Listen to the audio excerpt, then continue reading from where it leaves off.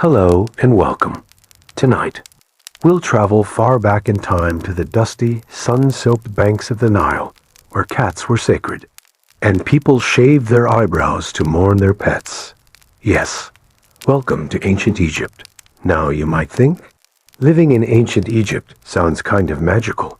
Pyramids, gold, sandals, that eyeliner everyone somehow made look good. But tonight, we'll see why you, modern human with your smart fridge and running water, would absolutely not survive even one day in ancient Egypt. So tuck yourself in, close your eyes, and let's begin our slow, uneventful journey through the daily life of a very, very, very old civilization. Ah, the sun rises over the Nile. You, an average Egyptian, just one of millions living somewhere between the delta and the desert, open your eyes. Not to the sound of an alarm clock.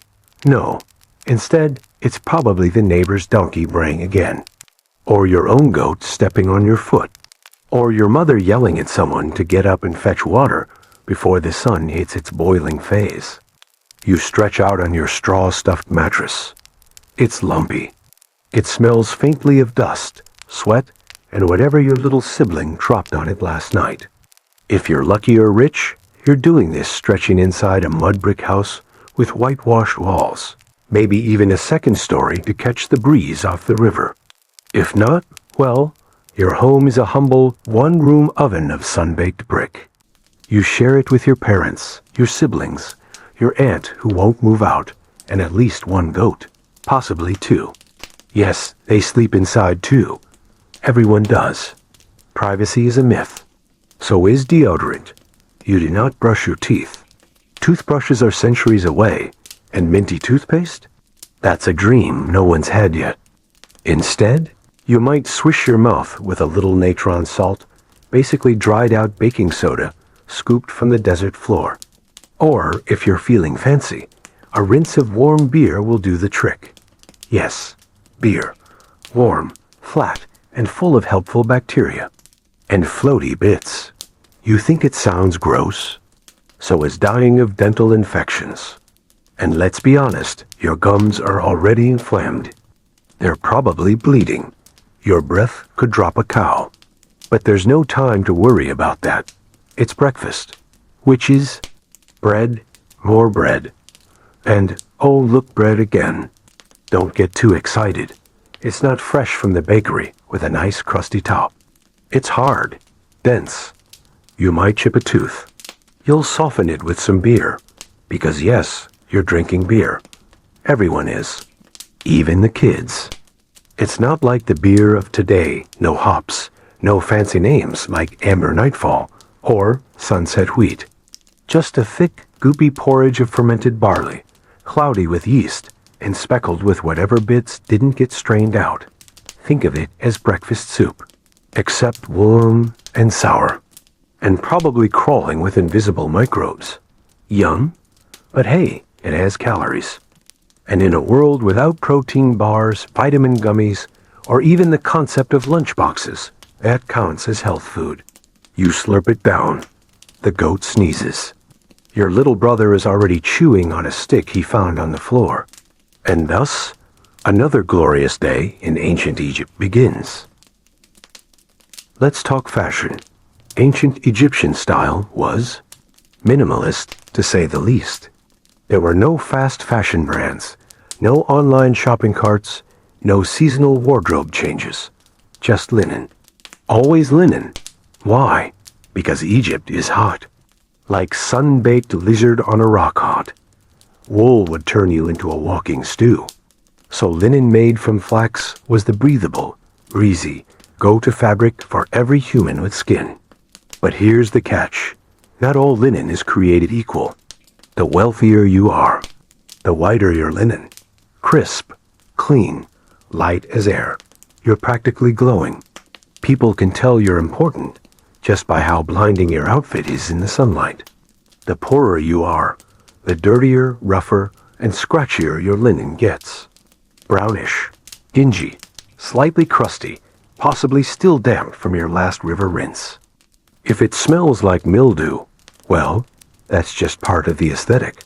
And if you're really, really poor or just a child, you might be shirtless entirely.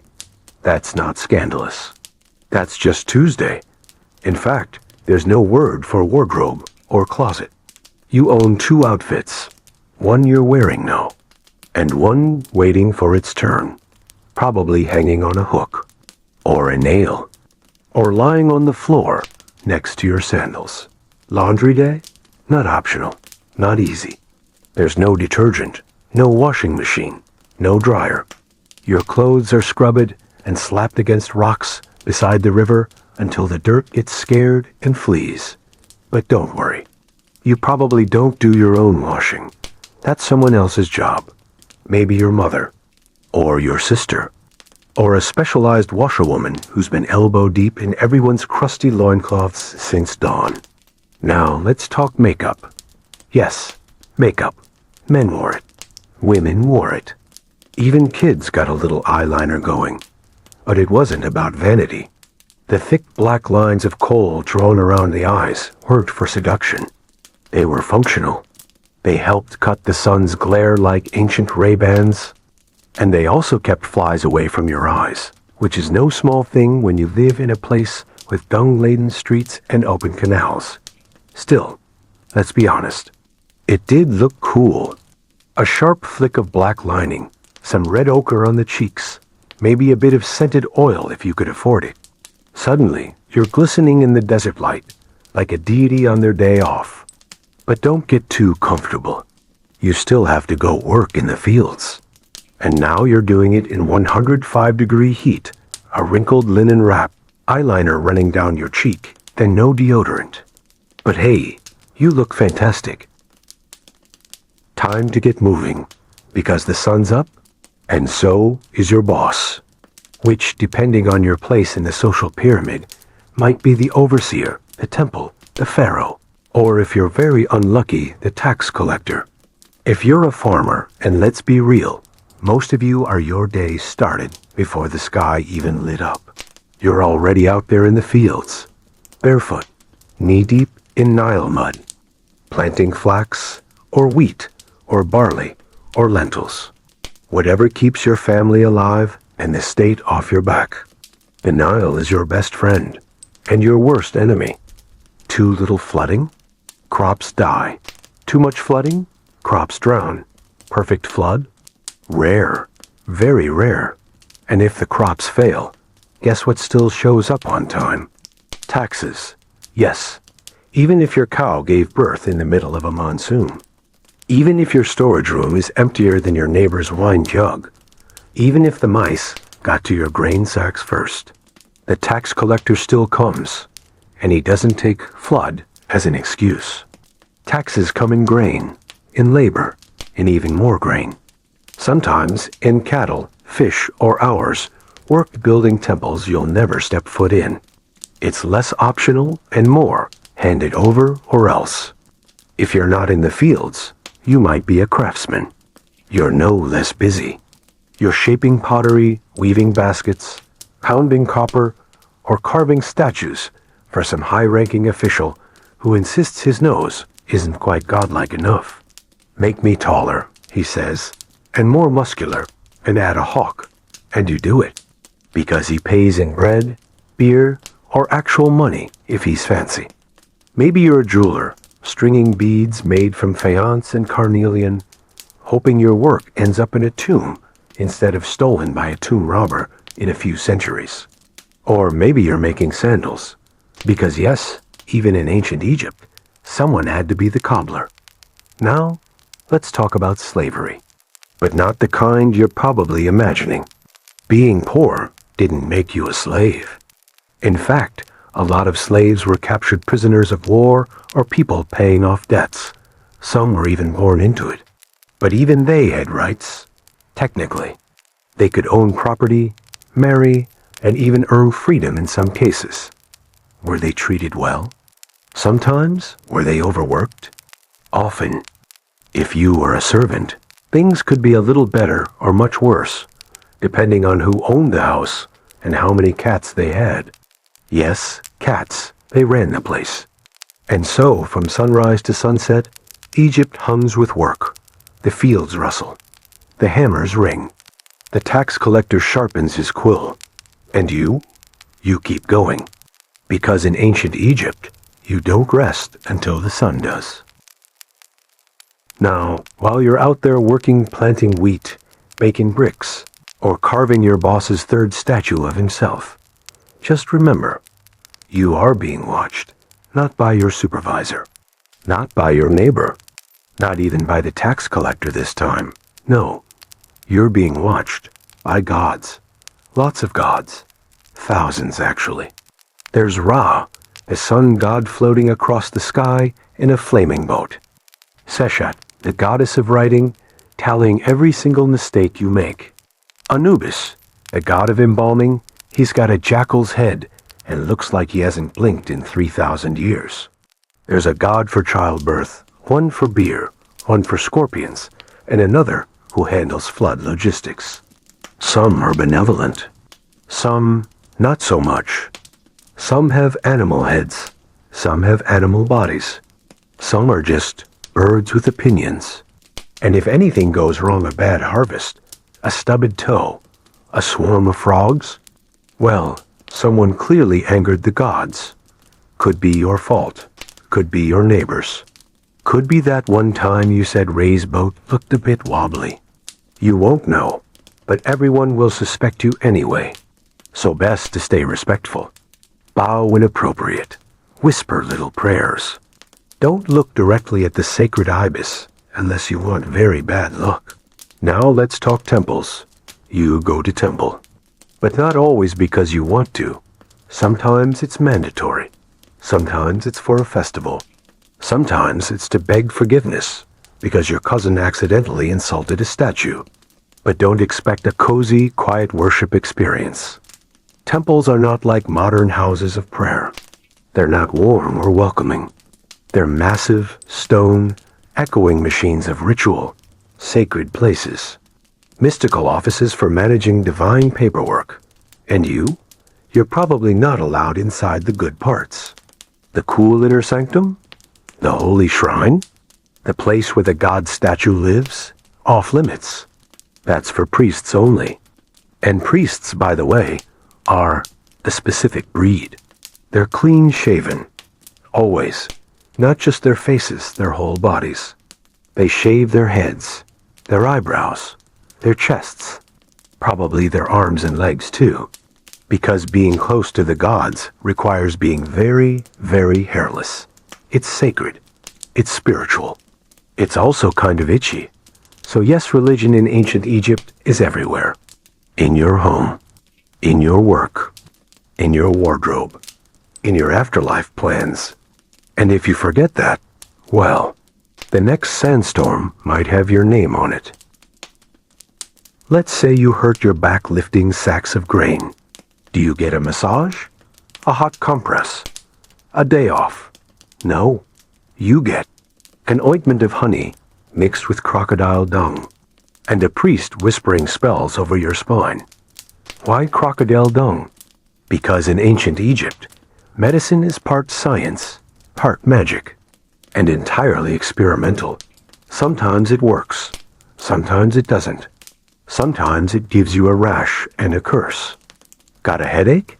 Maybe it's dehydration. Maybe it's sunstroke. Maybe it's because you accidentally insulted the wrong god at breakfast. The treatment? Possibly a paste of crushed fly wings and fermented barley. Or a very serious-looking man waving incense and muttering incantations about invisible spirits living inside your skull. Feeling better? Too bad.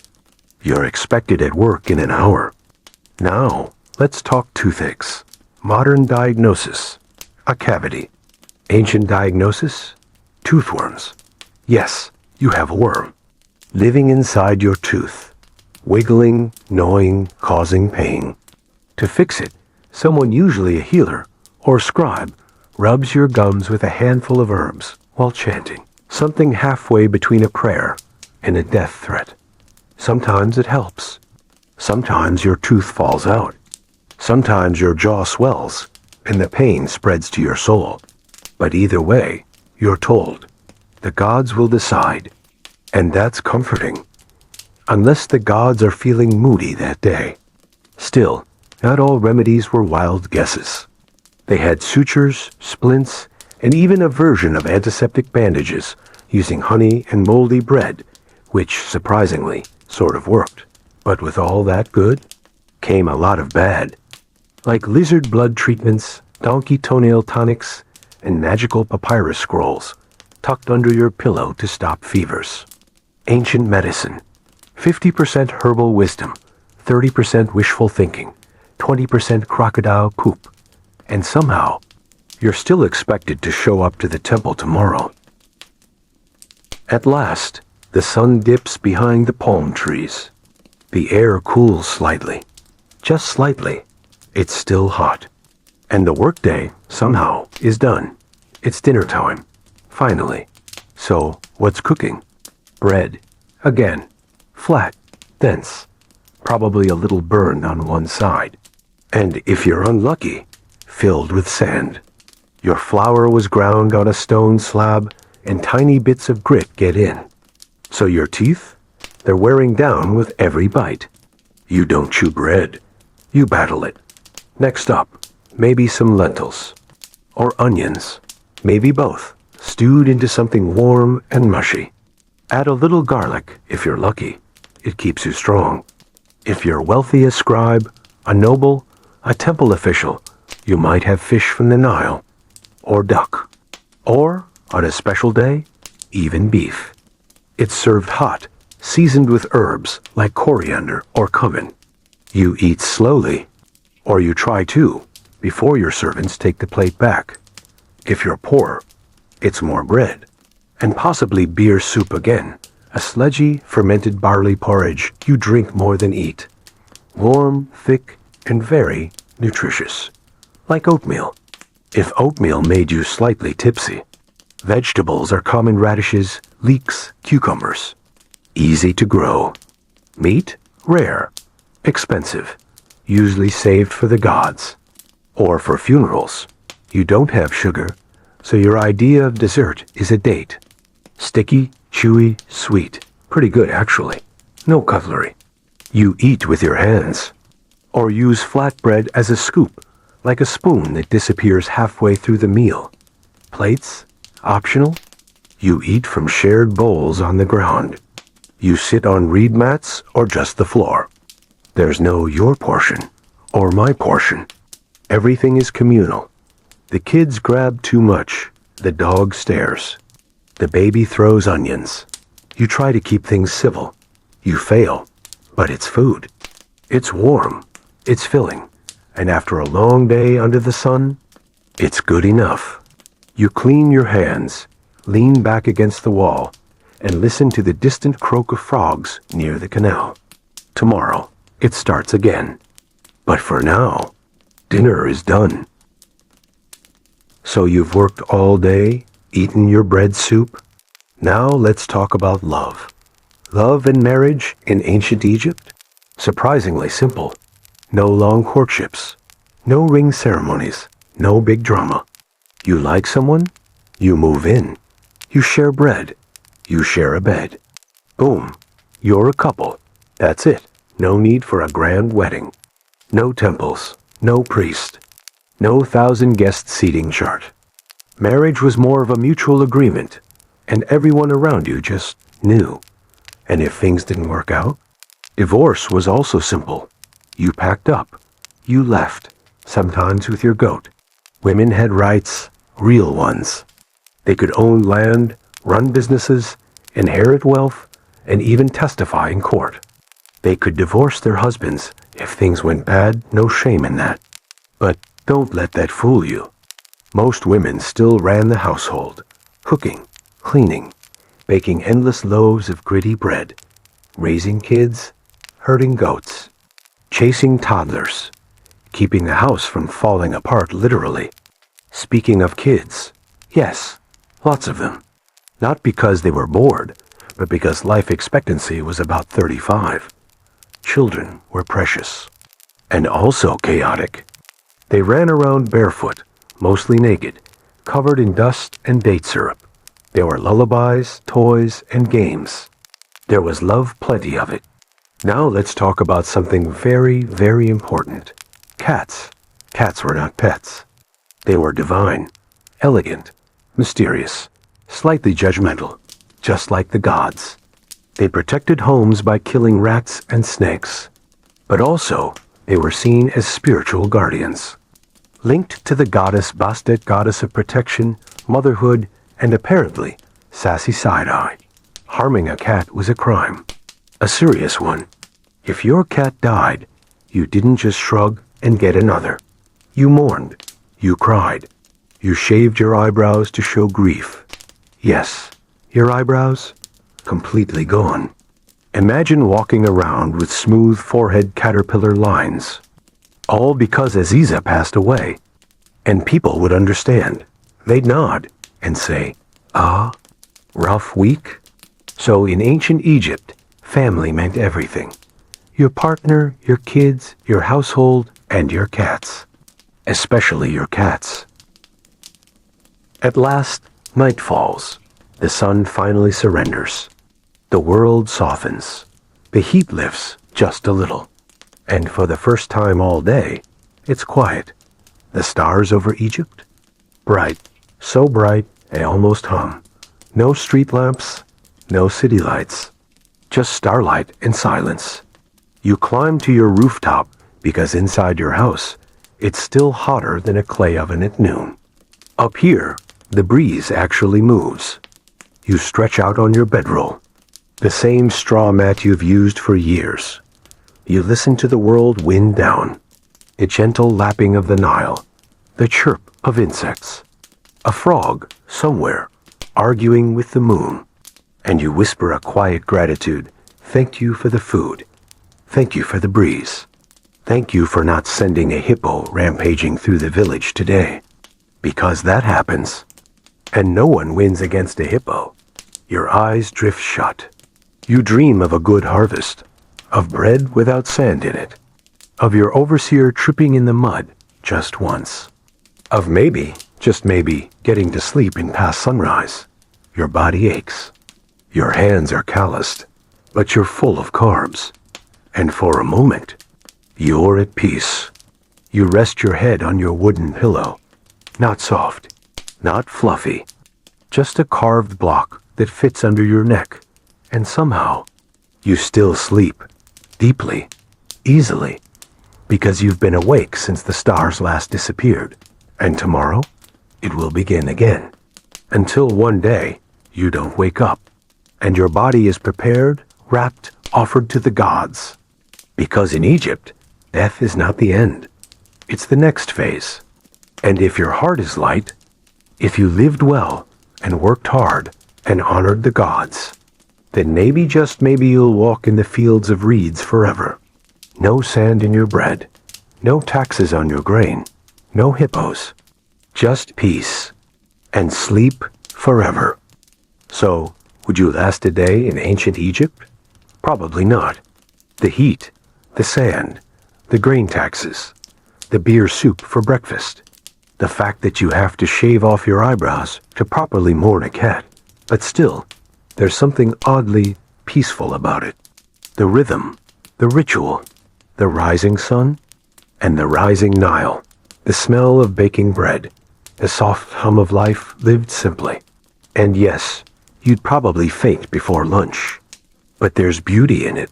The starlight, the temples, the quiet trust that tomorrow will bring bread and the gods will guide the flood. So as you lie back now, in your soft bed, under your cool sheets, with a memory foam pillow under your head, and a toothbrush that doesn't contain sand, spare a thought for the ancient farmer, the housewife, the scribe, the priest with no eyebrows, and of course, the cat, who is probably sitting on your face right now. Good night, and may your cat let you sleep just a little longer.